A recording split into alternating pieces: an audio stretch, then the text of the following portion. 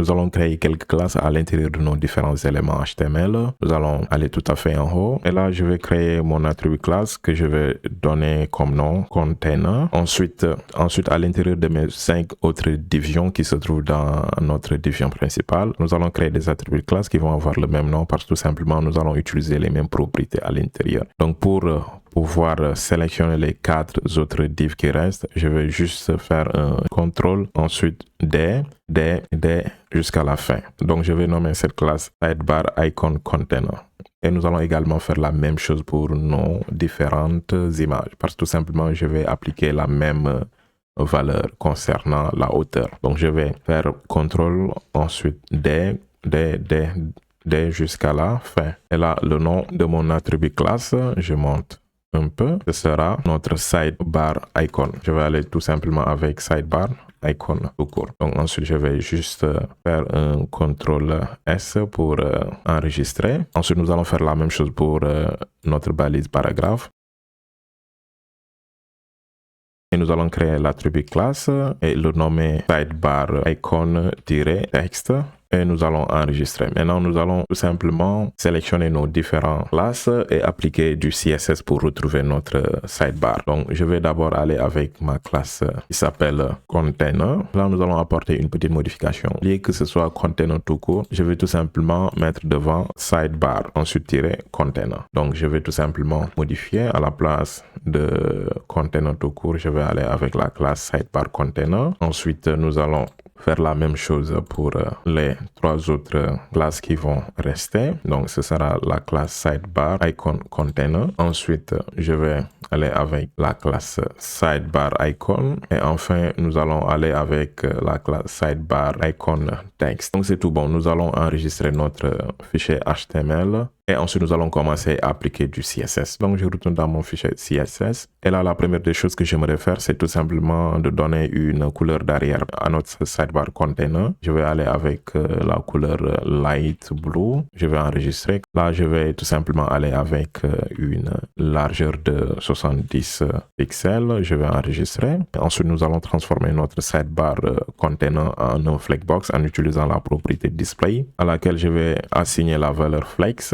Nous allons enregistrer et là, comme vous pouvez le voir, nous avons nos éléments qui vont par défaut être alignés suivant l'axe horizontal. Par défaut, notre propriété qui s'appelle flex direction, c'est tout simplement assigné à la valeur row, c'est-à-dire ligne, raison pour laquelle vous avez les éléments qui sont tout simplement alignés suivant l'axe horizontal qui représente l'axe principal. Donc là, nous allons tout simplement aller avec notre valeur colonne. Au lieu de les placer suivant l'axe horizontal, nous allons tout simplement les placer suivant l'axe vertical. Quand j'enregistre, comme vous pouvez le voir, nous avons disposé nos éléments selon l'axe vertical. Ensuite, nous allons utiliser notre propriété align item. Je vais utiliser center. Ensuite, je vais utiliser justify content, la valeur enter également. Ensuite, nous allons juste enregistrer. Comme vous pouvez le voir, nous avons nos éléments qui essaient d'être alignés au centre suivant l'axe vertical, mais également suivant l'axe horizontal. Et pour bien le voir, nous allons tout simplement diminuer la taille de nos icônes. Je vais aller avec une hauteur de 20 pixels pour tous nos 4 éléments. Je vais enregistrer. Et là, comme vous pouvez le voir, notre sidebar commence à prendre petit à petit la forme.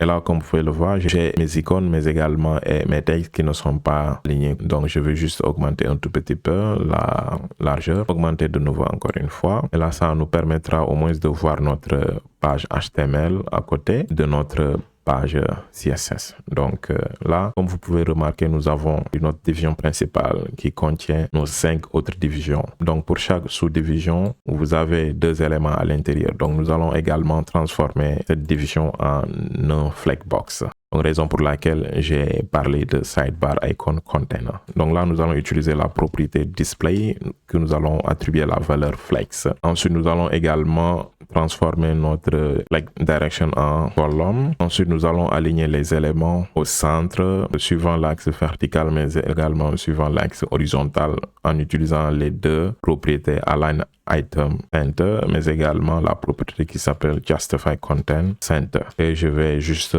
nous allons descendre un peu, nous allons réduire la taille de notre texte. Pour réduire la taille de notre texte, je vais aller avec Font Size. Je vais appliquer 10 pixels. Ensuite, je vais utiliser notre Font Family qui va être notre Roboto. S'il y a la connexion, s'il n'y a pas la connexion, je vais aller avec notre Font Family Arial. Donc, je vais enregistrer. Maintenant, ce qui nous reste, c'est de pousser notre sidebar un peu en bas. Donc, c'est très simple. Je vais aller tout à fait en haut au niveau de mon sidebar container là. Et nous allons utiliser notre propriété position. Je vais utiliser la position fixe. Ensuite, je veux que mon top commence à 66 pixels. Ensuite, je veux que mon left soit égal à 0 pixels. Ensuite, je veux que mon bottom soit égal à 0 pixels également. Donc, je vais enregistrer. Quand j'enregistre, vous voyez, nous avons nos éléments. Mais là, il y a un souci. Et là, comme vous pouvez le voir, nous avons aligné nos éléments au centre. Donc, nous allons tout simplement supprimer cette justify content égale center et nous allons à ce niveau le laisser. Donc, je vais maintenant enregistrer. Et ensuite, nous allons créer un peu de padding vers la gauche et la droite en allant avec 0 pixels en haut, en bas, mais 4 pixels à gauche et à droite. Et nous allons descendre au niveau de notre sidebar container. Et là, nous allons également rajouter du padding. Je veux aller avec 16 pixels en haut, 0 pixels à droite, 14 pixels en bas et 0 pixels à gauche. Et nous allons enregistrer. Ensuite, je vais créer une largeur qui vaut 64 pixels. Et la prochaine chose que je veux, c'est de créer une classe hover que je vais appliquer à la classe sidebar icon container. Je descends en, je vais sélectionner ma classe sidebar icon container que je vais appliquer notre pseudo classe hover. Ensuite, qu'est-ce que je veux? Je veux que mon background color prend la couleur E5, E5, E5 et E5. Ensuite, je vais également transformer ce qu'on appelle le curseur en pointeur et je vais enregistrer. Quand j'enregistre là, comme vous pouvez le voir, nous avons ce que nous voulions. Et ensuite, je vais ajouter la transition avec la propriété transition que je vais appliquer à ma couleur background. Voilà. Je vais aller avec 0,20 secondes et là, je vais ajouter une autre propriété. Je veux tout simplement arrondir mes bordures un tout petit peu en allant avec la propriété border radius. Je vais donner la valeur 5 pixels. Et là, comme vous pouvez le voir, on a arrondi un tout petit peu notre bordure. Donc, nous avons presque terminé pour notre sidebar. Donc, pour le voir, je vais juste me débarrasser de cette background color de notre sidebar container. Ensuite, je vais enregistrer. Quand j'enregistre, je vais revenir ici. Donc, comme vous pouvez le voir, nous avons presque ce que nous voudrions. Et la dernière chose qu'il faut, c'est de transformer le début de chaque mot en majuscule. Je vais aller tout à fait en bas. Ici, je vais utiliser la propriété texte transform to capitalize. Capitalize, ça vous permet de transformer la première lettre d'un mot en majuscule, tout simplement. Et nous allons enregistrer. Quand j'enregistre, nous avons ce que nous voudrions. Donc, c'est à peu près la même chose qu'ici. Donc, voilà ce qui met fin à cette vidéo concernant notre sidebar. Et notre prochaine vidéo, nous allons vous montrer comment nous allons tout simplement regrouper tout ce que nous avons appris depuis le début jusqu'à maintenant pour tout simplement créer votre page d'accueil de YouTube.